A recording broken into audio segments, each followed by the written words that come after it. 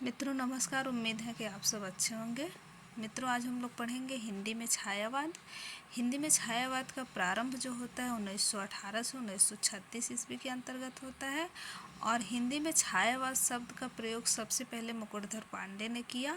जबलपुर से एक प्रकाशित होती थी पत्रिका जिसका नाम था श्री शारदा पत्रिका। ये 4 भागों में प्रकाशित हुई थी और मुकुटधर पांडे को लिखित रूप में छायावाद शब्द का प्रयोक्ता स्वीकार किया जाता है। यानी कि छायावाद शब्द का सबसे पहले प्रयुक्त किसने किया था, तो मुकुटधर पांडे ने किया था। सन 1920 ईस्वी में सुशील कुमार ने सरस्वती में हिंदी को छायावाद शीर्षक से एक संवादात्मक लेख प्रकाशित कराया। इस संवाद में 4 लोगों को भाग लिया जिसमें सुशीला देवी, हरिकिशोर बाबू, चित्रकार रमेश जोशी तथा सुमित्रानंदन पंत थे। मित्रों छायावाद यानी कि छायावाद शब्द का प्रयोग किसने किया, मुकुटधर पांडे ने। कब किया, 1920 में किया। किस पत्रिका में, शारदा पत्रिका में। तो मित्रों हम लोग आचार्य रामचंद्र शुक्ल के बारे में पढ़ रहे हैं तो कि इन्होंने छायावाद शब्द का प्रयोक्ता किससे माना। तो छायावाद शब्द का प्रयोग 2 अर्थों में समझना चाहिए। एक तो रहस्यवाद के अर्थ में, जहाँ इसका संबंध काव्य वस्तु से है, अर्थात जहाँ कवि उस अनंत और अज्ञात प्रियतम को आलंबन बनाकर अत्यंत चित्रमय भाषा में प्रेम की अनेक प्रकार से व्यंजना करता है। छायावाद शब्द का दूसरा प्रयोग काव्य शैली या पद्धति विशेष के व्यापक अर्थ में है। दूसरे आलोचक के तौर पे हम देख रहे हैं नंद दुलारे वाजपेयी जी को। नंद दुलारे वाजपेयी जी कहते हैं कि मानव अथवा प्रकृति में के सूक्ष्म किंतु व्यक्त सौंदर्य में आध्यात्मिक छाया का भान मेरे विचार से छायावाद की सर्वमान्य व्याख्या हो सकती है। तीसरे आलोचक के बारे में देख रहे हैं जयशंकर प्रसाद जी। जब वेदना के आधार पर स्वानुभूतिमय अभिव्यक्ति होने लगी तब हिंदी में उसे छायावाद के नाम से अभिहित किया गया। ध्वन्यात्मकता, लाक्षणिकता, सौंदर्य में प्रतीक, विधान तथा उपचार वक्रता के साथ स्वानुभूति की विवृत छायावाद की विशेषता है। महादेव वर्मा जी कह रहे हैं कि छायावाद तत्वतः प्रकृति के बीच जीवन का उद्गीत है। उसका मूल दर्शन सर्वात्मवाद है। और चौथे आलोचक जो हैं बहुत प्रसिद्ध आलोचक डॉक्टर नगेंद्र जी कह रहे हैं छायावाद स्थूल के प्रति सूक्ष्म का विद्रोह है। वह एक विशेष प्रकार की भाव पद्धति है और जीवन के प्रति विशेष प्रकार का भावात्मक दृष्टिकोण है। डॉक्टर रामविलास शर्मा कह रहे हैं कि छायावाद स्थूल के प्रति सूक्ष्म का विद्रोह नहीं रहा वरन थोथी नैतिकता। मित्रों यहाँ थोथी नैतिकता का मतलब होता है झूठ मूठ का दिखावा, यानी कि झूठी दिखावा। रूढ़िवाद और सामंती। रूढ़िवाद माने जो पुरानी परंपरा चली आ रही है। सामंती साम्राज्यवादी बंधनों के प्रति विद्रोह रहा है, परंतु यह विद्रोह मध्य वर्ग के तत्वाधान से हुआ था, इसलिए उसके साथ मध्यवर्गीय संगति, पराजय और पलायन की भावना भी जुड़ी है। तो मित्रों ये कुछ आलोचक थे जिनके मत थे निम्नवत, वो क्या क्या माने हैं छायावाद के उसके बारे में। और एक और प्रसिद्ध आलोचक है जिनका नाम है नामवर सिंह, डॉक्टर नामवर सिंह। छायावाद उस राष्ट्रीय जागरण की अभिव्यक्ति है जो एक और पुराने रूढ़ियों से मुक्ति चाहता था और दूसरी ओर विदेशी पराधीनता से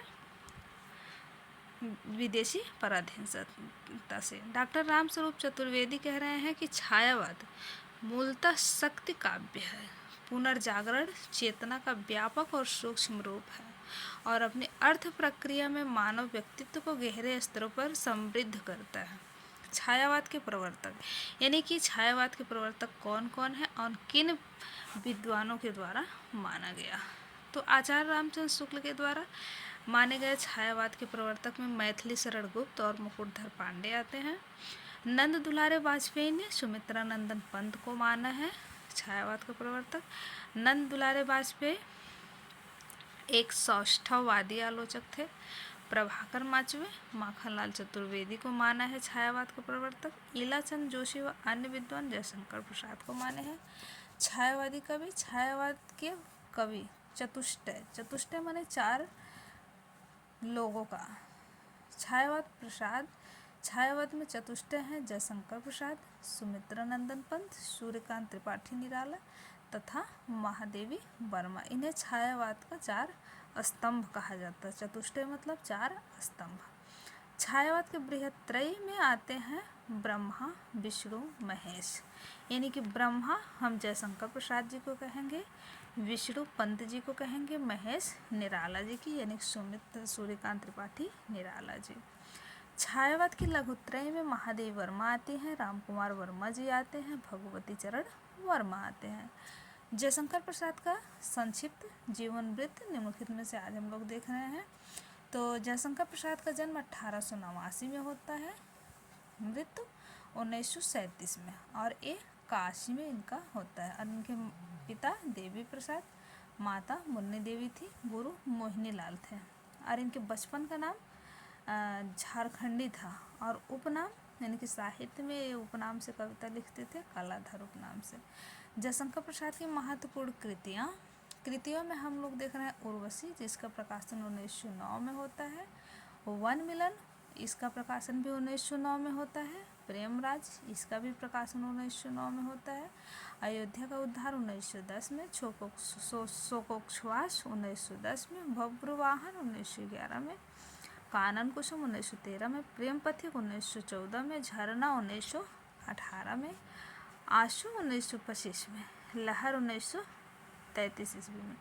कामायनी 1935 में। मित्रों, हिंदी में कामायनी को एक महाकाव्य भी कहा जाता है। कामायनी जो लिखी गई इनके 1935 में, ये 15 सर्गों में है, जो कि चिंता से आरंभ होता है इसका सर और आनंद से समापन होता है। जयशंकर प्रसाद की प्रथम कविता सावन पंचक, जो कि ब्रज भाषा में लिखी गई थी, और इस कविता को भारतेंदु ने प्रसाद जी ने पहली बार कलाधर उपनाम से 1906 ईस्वी में लिखे थे। जयशंकर प्रसाद की प्रथम छायावादी कविता प्रथम प्रभात थी, जो 1918 ईस्वी में प्रकाशित हुई थी, और इसका संकलन जो था झरना में था। जयशंकर प्रसाद की प्रथम पुरस्कार रचना उर्वशी है। उर्वशी इनका एक चंपू काव्य है, जो खड़ी बोली में प्रसाद का प्रथम काव्य संग्रह है, कानन कुसुम। तो मित्रों, आज हम लोग यहाँ तक देख लिए हैं जयशंकर प्रसाद के बारे में। आगे हम विभिन्न छायावादी कवियों के बारे में देखेंगे।